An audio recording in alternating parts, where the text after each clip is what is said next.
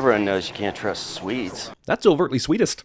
Japan has a perfect record. We're number 2. We try harder. But guys, if we fail... Wait a minute, weren't they just on the second floor? How'd they get down to the first floor in the middle of that sentence? Are you even listening to me? Movie hilariously declares itself as a clever send-up of the horror genre, and it's so f***ing great I have to remove a sin. Look, I don't care how wink-winkish this movie is, there's no way Dana would be prancing around in her panties within full view of the neighborhood, and with the f***ing window open. Professor Quad. Wow, this movie went balls deep into cold-cocking that Bechdel test into smithereens right off the bat, didn't it? And if Holden's as cute as Kurt says he is. Wow, this movie broke the Bechdel test twice in 30 seconds. That's a failed Bechdel test inside a failed Bechdel test, which is like, still like 2 Bechdel tests. More learning! Fast! Was this dude waiting for the football to come through the window? Considering that Thor told the women to think fast, my guess is no, he wasn't. Also, didn't this guy driving see this dude out in the street before he slammed on the brakes? There was an issue before the ball was thrown, right? And you have no pants. Yeah, but she's been dancing in front of open windows all day, so I highly doubt she's all that concerned. Still, even if she was, it's highly doubtful that she would have forgotten this. People in this town drive in a very counterintuitive manner. The comically large coffee travel mug bong is brought to you by Cheech Marin's Starbucks collection. The cops will never pull over a man with a huge bong in his car. Well, sure, not when he's white. A giant bong in your father's van? What are you, stoned? Why do these people hang out with Marty? This is a mix of people that walked out of the J. Crew catalog, but they pal around with one super hippie guy that's high all the time? He's good for a few laughs, sure, but this is a 4-person trip with 5 people, if you know what I mean. Nest is empty. We're right on time. How long has this asshole been on the roof? What if they'd left from Kurt's house? And why didn't they leave from Kurt's house, considering it's his van? What's your name? Daniel Truman, sir. This outfit that's highly reliant on security decides to make an important new hire on their biggest day of the year. This closed sign makes me think maybe this place is closed. My cousin bought a house up there. You go through like a mountain tunnel, there's a lake. So, is Kurt's cousin complicit in this crazy conspiratorial crusade? And later, Dana says she thinks Kurt doesn't even have a cousin, so what the f*** is the story behind this? Considering that they later prance around in swimsuits, it's obviously a beautiful and temperate day, but Marty needs 4 layers to keep him nice and snuggled. Sudden CGI eagle of suddenness, dead only for us, the audience. A real eagle would have sniffed out the danger and flown far away from this bullshit, but whatever. Also, this is one of the few missteps this movie makes. Showing us this electronic invisible security grid right now is dumb. We've got plenty of evidence something is funky from the cuts to Bradley Whitford and Richard Jenkins, and this undercuts the potential shock of the later scene when the elder Hemsworth motorcycles himself into the grid and dies a hilarious and shocking death. Why did they need a camper to drive out to the cabin? It's clearly less than a day's drive, and the cabin is where they're all sleeping. They could have all fit into Marty's Volvo and saved on gas. Let's park super far away from the cabin so we have to drag all our gear and a really long way. Brilliant! How we're slowing down cognition. The hair dye. Dumb blonde, very artistic. Works its way into the blood, through the scalp. Or you could spend much less time and money recruiting dumber kids. There are literally millions of horny, athletic, bookish, drunk, and virginal teenagers out there, but they had to pick the ones that are academic all-stars? The lambs have passed through the gate. They are come to the killing floor. So wait, this is a professional setting where people in lab coats construct horror scenarios, but this guy is an actual horror movie nutjob? How do you find these guys to work for you? Craigslist? This is super impressive information, but how the are they keeping track of the pulse and blood pressure? There aren't any electrodes on their bodies? No, they've already been picked. What? No, who took them? Maintenance. Maintenance? They pick the same thing every year. Then why would you have tried to submit their pick as your own? Also, Ronald's an intern, so it's odd that he would know what maintenance picks every year. How long has he been an intern? Are the career paths that tough to advance in this shady, secretive, religious NSA-style operation? Seems a little harsh, doesn't it? It's just people letting off steam. No, it's gambling casually on actual human deaths. Letting off steam would be playing ping pong in the break room or jamming to Bon Jovi in the locker room. Yeah, we rig the game as much as we need to, but in the end, they don't transgress. They can't be punished. This is still a weird system. If they need the victims to make the wrong choice, or it doesn't count, then how about all the other manipulations that led them to that wrong choice? They basically changed these people through chemicals and shit, so how does that not factor into it? Please enjoy the music while the camera follows this girl's ass through the cabin. I dare you to make out with that wolf. This is the first dare out of the gate. They just f***ing started this game, and this stone motherfucker dials up the dares to 11 right off the bat. Forcible wolf-tonguing. Yeah. Also, they all clap for her instead of vomiting. The wind must have blown it open. Because that's a thing that happens. That makes what kind of sense? Oh, spoke too soon. But also, Stoner Guy would be excellent at CinemaSins. What do you think's down there? I don't know, but by God, it better not be another f***ing Infinity Stone. Your cousin is into some weird shit. Like collecting memorabilia from old Tom Hanks movies. Okay, he opens a music box, this chick takes a necklace off a mannequin, this idiot touches some film, and this Thor motherfucker's tinkering with a sphere. But this movie will choose this gal's diary opening as the act that decides which evil creature will assault these people. Guys? Jules doesn't put the necklace on just because Dana said something. And even if this would have stopped her for a moment, she definitely would have put it on anyway while she waited for Dana to speak. April 4th. Father was cross with me and said I lacked the true faith. Movie reads part of the script to the witch several years before it was written. I have found it in the oldest books, the way of saving our family. Too bad these people aren't good enough at CinemaSins, or else they would have asked themselves why Anna Patience Buckner didn't just say this Latin phrase herself, while she was still alive to write it in a diary. 30 straight f***ing seconds of zombie rising footage that's too dark to tell what the hell these things actually look like. Hang on, you're telling me that out of all the departments, no one took demons? That's bullshit, man. I'm calling bullshit on this Death Sportsbook. Also, damn it, I have to take 1 cent off for the movie referencing the Deadites in the Evil Dead trilogy. Stop entertaining me so much, movie. Yes, you did. Yes, you had zombies. But this is zombie redneck torture family, see?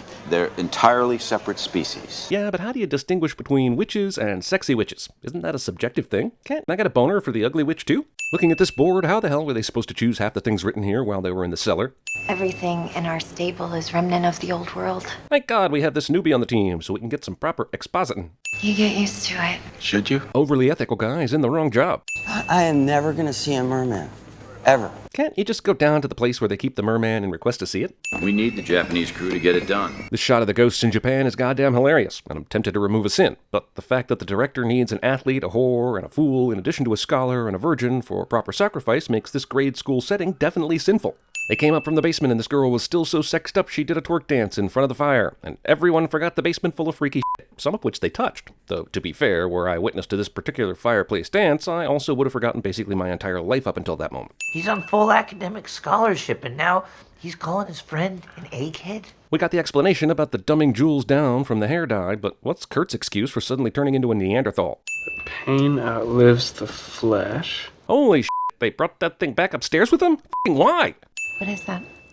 The Latin that you read in the You basement. speak Latin. Wait a minute, when Dana read that Latin thing a minute ago, she said it was nothing, like she knew what it meant before she read it, assuming it was gibberish. Now we find out she doesn't know Latin at all, so why the f*** did she think it was nothing? Okay, baby, let's see some boobies. Show us the goods. Does it really matter if we see We're her? not the only ones watching, Ken. Gotta keep the customer satisfied. This scene makes no sense. As long as the gods know that she's a whore, that should suffice, but they make the fact that we need to see Jules' jewels a requirement for the sacrifice. Does satisfying the customer also mean that the zombie redneck torture family stabs hands before they stab something more vital? Also, I suppose that satisfying the customer also means having a lot of quick cuts during a dark scene so you don't know what the f*** is going on. How did they get the blood from the cabin grounds to the temple so quickly? Pop quiz, are these two kissing because they actually hit it off or because everyone else in this cabin has disappeared after a bunch of sexy dancing? I thought there'd be stars. This is a tip-off to him that he's not in reality, and that'll be important later, but the sin is for the fact that these detail-obsessed horror movie-making business underlings down under never thought to put stars in the sky. Like, not even once. Run! How the hell did Kurt run all the way up to Marty without making one bit of noise? I'm not leaving here without Jules. He just said she was dead, so you're basically saying you don't believe him. Fine, he's a jock dickhead, but still, he was her boyfriend who enjoyed f***ing her. What reason does he have right now to lie? This zombie redneck torture dude bothered to carry Jules' head all the way to the cabin, somewhat for the scares, but mainly because he's an asshole. No matter what happens, we have to stay together. Calm down. Watch the master work. By pressing some buttons and releasing chemicals into the air? What a freaking master! Also, how does Hadley not know about the magic chemical that makes people want to split up rather than stay together? Guy's been on the job since at least 1998. Also, there's a chemical that makes you want to split up but not stay together. Also, why is Kurt the only one of them that's affected by this terribly specific decision-making gas? This outfit's surveillance gear is so tight a high-as-f*** stoner just discovered it after knocking over a goddamn lamp. Chem department, I need 500 cc's of Thorazine pumped into room 3. No. Judah Buckner to the rescue. Yeah, but why not just go ahead and pump the Thorazine anyway? I'm sure there have been people that have survived 5-inch trowel attacks directly to their spine, but I'm guessing they typically don't immediately go on a walk, fight, and eventually be the f***ing hero. My point is, Marty is f***ing dead. And despite no proof of the stoner's death, these underground business assholes go ahead and pull the second death lever prematurely. I mean, they were monitoring their health, right? Also, we eventually discover this is zombie Judah's blood, since he's been killed by Marty, somehow. But do zombies even have blood? And if they do, is it this red human-y color? Thank God for that two-way mirror earlier, so that he could see this and save her, am I right? He came back to life after the crowbar stabbing, so let's stab him with a knife over and over. God, this girl is stupid. Also, this is the problem with monsters, even in meta-horror movies. This zombie can't be killed, even if it's been dismembered, but for whatever reason, it stopped zombieing after Dana knifes him in the chest a few times. This guy got a metal claw to the back that pulled him up to the ceiling. He should not be able to stand up and do regular shit right now. What about Marty? They got him. How the ever-loving does Kurt know this? Did he climb down into a cave pool and have a vision while we weren't watching?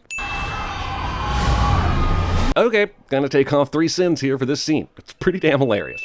Also, even though I love this scene, I've gotta ask, why does Japan need to kill 20 innocent schoolgirls while America has to kill 5 stupid college kids? What's the minimum amount of death required? Does it need to be 100%? Or could they get away with killing only 3 or 4 people and calling it a day? Also, I go back to the satisfied customer thing. If they demand nudity and sex, then Japan already failed with this 9-year-old schoolgirl scenario. Japan crew should have had this in the bag. They How hard is it to kill 9-year-olds? It's obvious Japan and the US have both succeeded in the sacrifice in previous years, and maybe even more countries have. So what happens then? Shouldn't they get a bonus year if they deposit more than 1 sacrifice per year? Whatever he's racing to, in order to close the tunnel, he has to go through locker rooms, and that just feels like a total and complete failure of planning. That tunnel should have blown hours ago. Yeah, but we didn't get the order. Didn't get the order? You mean there's a scenario by which you wouldn't have caused that cave-in? Wouldn't this just be standard protocol to cave in the tunnel under every circumstance? How the f*** does he know how to do that? He just ran from his usual post and f***ing hotwired someone else's to explode instantly. How the f***? Also, they blew the tunnel manually, which could have ended up killing these guys on its own. Which, if I'm watching this movie correctly, means they would have f***ed this whole thing up by killing them like this. Don't hold back. He's about to jump a gorge and try to rescue everyone, and you tell him this, because you are a screenwriter cliche of a character. Don't hold back, man. Give it your all. Don't f*** it up. Be all you can. This badass reveal completely neutered by the previous scene of the eagle flying into the grid and falling. Thanks for tipping your hand super early, movie. Also, this force field is totally against what this institution is about, and it's kind of strange they even bothered to install this thing, because if there are any witnesses to watching someone try to go across it, then the whole scenario is suddenly called into question. Another thing, how are they getting the blood from these people? And how does the blood travel from anywhere in their little horror park to the right place? Does a little needle poke out of the ground in any random spot they happen to die? And then that is connected to some other system which delivers the blood to the inner sanctum? Okay, no matter what happens, you gotta stay calm. Are you telling me this asshole was just waiting back here, biding his time, looking for a dramatic opportunity to kill this dude? She's still alive. The virgin's death is optional, as long as it's last. And convenient to the plot. Also, they assume she's the virgin, but has anyone made an attempt to keep Dana safe from being killed before anyone else? She could have been axed by the intruder to her room long ago. This redneck zombie dick hasn't killed Dana yet. Apparently he needed to work on his biceps before killing her. Working out is so inconvenient. Absolutely, totally dead and super tardy stoner ex machina. A super tardy Marty party. Also, not only can a coffee bong hold up to a heavy metal chain and claw, weed can cure a severed spine. Who knew? Also, Marty killed zombie Judah out of the camera view, but he still had to walk all this way back to the dock, so why didn't the cameras pick him up then? Zombie that we'll never see again is still alive, just FYI and shit. I think I can get it to go down. Do we want to go down? Marty is suddenly a capable electrician, because everyone in this movie has the gift of convenient characteristics. He successfully got this elevator to go down, but that's it. How did he ensure they'd stop in places where they could see monsters but not be killed by them? This is basically a haunted elevator ride, but how are they moving this thing after it started in the grave? And when the hell do we get to David S. Pumpkins? And what exactly keeps this ghost behind the glass again? They made us choose how we die. Except you two, of course, who have managed to sneak into the actual facility controlling all this. You're going to die by completely different means, I'm guessing, now that you've infiltrated the compound and broken the entire sacrificial death model. Nice shot, but this method of monster storage seems way too complex and impossible for any kind of efficiency. They put out an alert to the entire building to take these 2 kids out, but this poor incompetent bastard was the only one to show up at the actual elevator that they are now controlling. Marty, who is definitely dead, slams this guard's head against the elevator, and the guard dies immediately. Meanwhile, Marty's insides were totally ripped out, and he gets to walk around and be alive and stuff. Dana and Marty have some excellent regenerative abilities. Not only did Marty take a trowel to the f***ing back earlier tonight, just 9 minutes ago Dana was spewing out f***ing blood. You shouldn't be here. This should have gone differently. Whoever's voice this is seriously thinks this situation is a talking to away from being contained. Even though we've been told that Dana has to outlast Marty in order for the Ancient Ones to be sated, these guys just start blasting away with no caution whatsoever. Dana somehow knows how to work this control board in order to unleash all the monsters. Also, why would you ever have a control board set up where you could unleash all the monsters? Let's get this party started. This is one of the best scenes of the decade. Also, this is a great shot, but there's no f***ing way that snake could have fit in that elevator car. Requesting immediate reinforcements, code black. Truman saw Black Widow fruitlessly cock her gun against non-gunnable opponents in the Avengers, and was compelled to get in on that sweet, useless gun-cocking action. Marty and Dana get out of the control room, but this is Monster Central because the elevators keep taking monsters here. Yet there's only a few obstacles for them when they run out, making their escape too easy. Are you afraid of unicorns? You will be.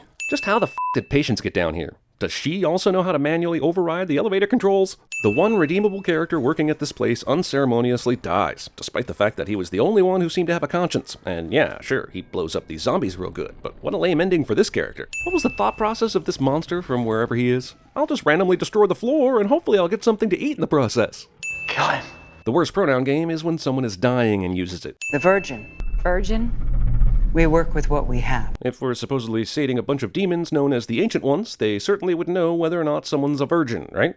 Why are they so easily fooled by appearances? Also, you had two girls. One was a dedicated student in a committed relationship, and the other just had an improper sexual tryst with her teacher. But you chose Jules to make into a whore, and Dana is the virgin? The Ancient Ones. The gods that used to rule the earth. As long as they accept our sacrifice, they remain below. Yeah, but what made them go down there in the first place? Also, hasn't this one also failed, though? Considering the stoner survived, and both he and the virgin made their way through the compound into the stone ritual room. This werewolf bites Dana right in the jugular, but she will survive this. Is the director a supernatural being, or just a badass older lady that can fairly easily kick a younger man's ass? Redneck zombie axe machina. Patience seems to know that the director needs to be killed, since she bypassed Dana on the stairs, because she saw how much time was left in the movie and wanted to move this along.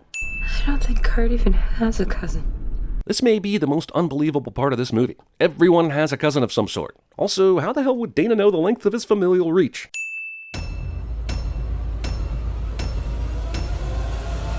I got the cabin fever, it's driving me insane.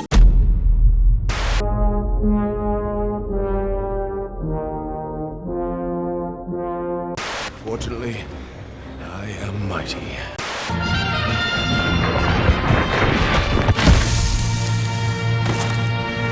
Marty, I love you, but you're really high.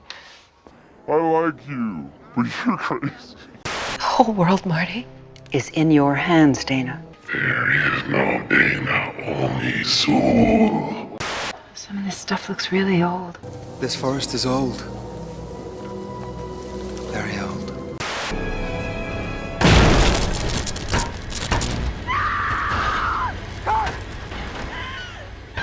This is the end. It's actually kind of a rush. They say you have visions, that your life flashes before your eyes, that all your dreams come true. Marty? I know you are in the building, and I know you can hear me. You should not have come back, Marty. And if our friendship had meant anything to you at all, that's the way you should have left it. But you always had to be the one to win, didn't you?